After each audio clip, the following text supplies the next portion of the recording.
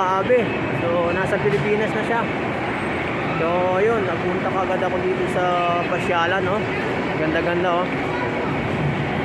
Diba guys? Yan, ganda-ganda guys, ano.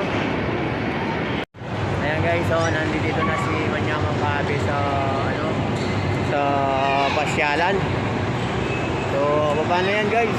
Tara, ano tayo dito guys. Ayan, oh, ganda dito sa ano guys.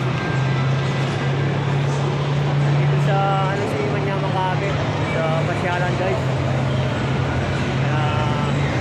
Naghanap ako ng magandang makakasama. Ayan, oh. Ito yung ano dito guys, pasyalan sa amin sa Saudi. Para ka lang nasa Pilipinas, diba? Ayan, oh.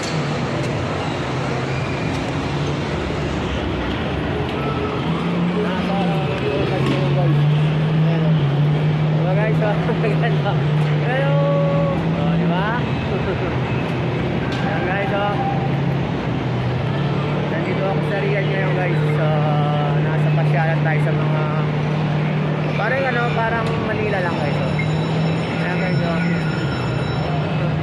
Diba? Dito maganda dito guys, para ka lang nasa Manila. Ayan, oh. Ayun, oh. Diba? Kaya pag na-homesick ka guys, dito ka lang punta sa mga mall na ganito, talagang matatanggal lang yung pag-deliver. Ayan guys, oh. Para ka lang talagang nasa ayan, oh, namimiss ko sa Pilipinas, oh. Nandiyan yung mga bata, diba? Ganito kaganda guys sa amin sa Riyadh, diba? Ayan, oh, may camel pa dito guys, oh. Ayan, oh. Ganda diba guys, oh. Oh, diba? Naisipan ko mag-video dito guys, para sa ganun mapasyal ko kayo dito sa amin sa Riyadh. Ayan, kaganda guys, diba? Ayan, oh. Diba guys? Lawak, diba? Paano ka ano dito guys? Hindi ka mainip dito guys kung meron kang kasama sa mga kapatid. So medyo layo-layo muna tayo dito, masyadong maingay. Ginawa ko lang nito, nagpakalat-kalat lang ako sa loob. Ilang araw na lang makakasama ko na rin yung aking mag-ina sa Pilipinas. Doon na lang kami papasyal guys. Namiss ko na sila, kaya gagawin ko nito, nag-video lang muna tayo ng konti. Kaya para sa ganun mag-enjoy naman tayo ng konti. Kasi ito ang pinakamatagal sa lahat, yung malapit ka nang magbakasyon, tapos hihintayin mo yung bakasyon mo. Wala yung magpo-4 days off ako. Alam mo,